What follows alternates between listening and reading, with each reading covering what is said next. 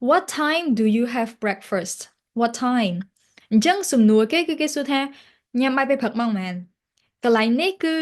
យើងអាចយកពាក្យដែលយើងរៀន quickly ហ្នឹងពាក្យនេះទៅប្រើបាន What time do you have breakfast? I have breakfast at 9 o'clock. I usually get up early and prepare my breakfast. I eat it quickly before I go to bed. អញ្ចឹងនៅពេលដែលខ្ញុំឆ្លើយសំណួរមួយហ្នឹងខ្ញុំយកពាក្យមួយចំនួនដូចជាពាក្យ have breakfast get up prepare breakfast go to work prepare breakfast ហ្នឹងមកប្រែថា cook breakfast ប៉ុន្តែភាគច្រើនគេប្រើពាក្យ prepare ជាជាងពាក្យ cook why this is here let me just put it back so yeah អញ្ចឹងនៅពេលដែលគេសួរថាញ៉ាំបាយពេលព្រឹកម៉ោងប៉ុន្មានមិនក៏បាច់ចាំបាច់រៀបរាប់ច្រើនម៉េះបើសិនជាយើងអត់រៀបរាប់អញ្ចឹងទេយើងក៏មិនអាចយកពាក្យ get up early ហ្នឹងមកប្រើបានល្អដែរអញ្ចឹងបើកាលណាយើងទម្លាប់យកពាក្យដែលយើងចេះហ្នឹងទៅប្រើយូរយូរទៅពាក្យដែលយើងចេះទាំងប្រមាណហ្នឹងគឺយើងយកប្រើសឹងតបានទាំងអស់ហើយដោយសារតែយើងយកវាទៅប្រើបែបហ្នឹងមិនមែនគេសួរថាញ៉ាំបាយពេលព្រឹកម៉ោងប៉ុន្មាននិយាយតែម៉ោងចប់ទេបើយើងចេះអង់គ្លេសយើងធ្វើអញ្ចឹងបានតែបើយើងកំពុងតែរៀនអង់គ្លេសព្យាយាមអនុវត្តអញ្ចឹងសួរខ្លួនឯងឆ្លើយខ្លួនឯងទៅយូរយូរទៅពាក្យដែលយើងអឺធ្លាប់តែស្ដាប់យល់ហ្នឹងគឺយើងយកទៅប្រើបានខ្លួនឯងហ្មងចាអញ្ចឹងខ្ញុំនឹងមកប្រាប់ថាសំណួរហ្នឹងខ្ញុំដាក់ព័ត៌មាននៃគេខ្លះដើម្បីឆ្លើយ What time do you have breakfast I have breakfast at 9 I usually get up early and prepare breakfast ទី1គឺប្រយោគដំបូងត្រូវប្រាប់ថាញ៉ាំបាយម៉ោងប៉ុន្មានព្រោះគេសួរអញ្ចឹងត្រូវប្រាប់មកបន្ទាប់ពីប្រាប់មកក៏ពេលខ្លះយើងត្រូវបន្ថែមព័ត៌មានដោយ I usually get up early and prepare breakfast ព្រោះអីបើមិនភ្ញាក់លឿនហើយធ្វើម្ហូបទេគឺមានអីញ៉ាំទេ That's why you need to give some information about why do you eat at 9 o'clock or something relates to the idea of eating here I eat it quickly before I go to work អញ្ចឹង I eat it eat what eat breakfast so instead of saying I eat breakfast quickly you can say I eat it quickly before I go to work អញ្ចឹងកន្លែងពាក្យ quickly ហ្នឹងគឺយើងអាចប្រើបានហើយព្រោះអីប្រយោគដើមរបស់វាហ្នឹងគឺគេនិយាយថា I have breakfast quickly in the morning អញ្ចឹងយើងឃើញរបៀបប្រើតបមកយើងយកវាទៅប្រើបែបដែរមកដើម្បីឲ្យយើងប្រើត្រូវព្រោះគេនិយាយថា eat breakfast quickly អ្នកនេះដូរទៅជា I get dressed ពាក់កៅអៅលឿនឬក៏ I take a shower quickly because I'm late could be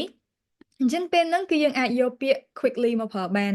ហើយត្រូវចាំថានៅពេលដែលយើងកំពុងរៀន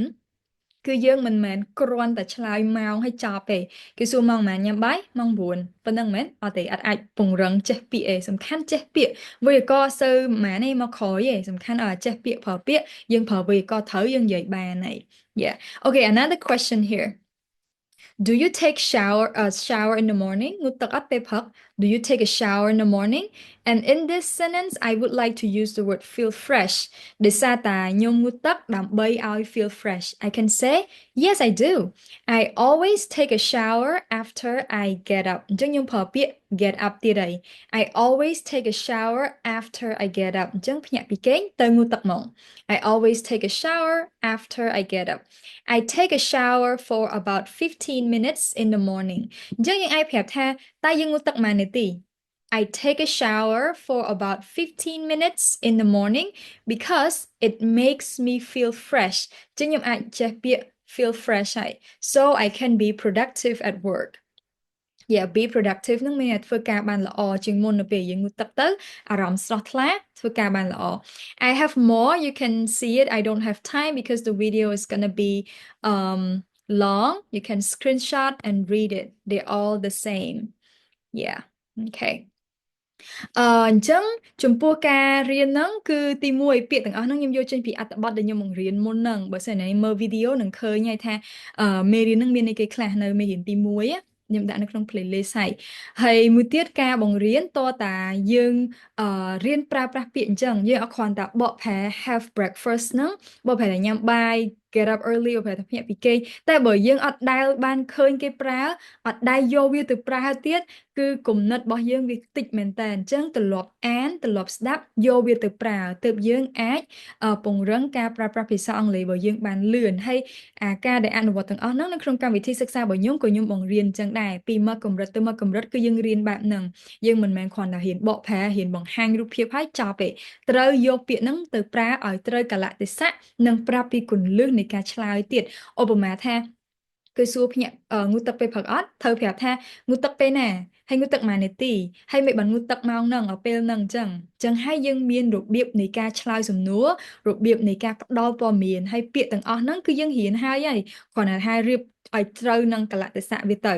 អ្វីដែលសំខាន់ហ្នឹងគឺនិយាយអង់គ្លេសរាល់ថ្ងៃកាលណាដែលយើងមានពេលវេលានិយាយរាល់ថ្ងៃគឺយើងនឹងគិតបានលឿនជាងមុនហើយអញ្ចឹងយើងអត់សូវអៀនអត់សូវភ័យទេ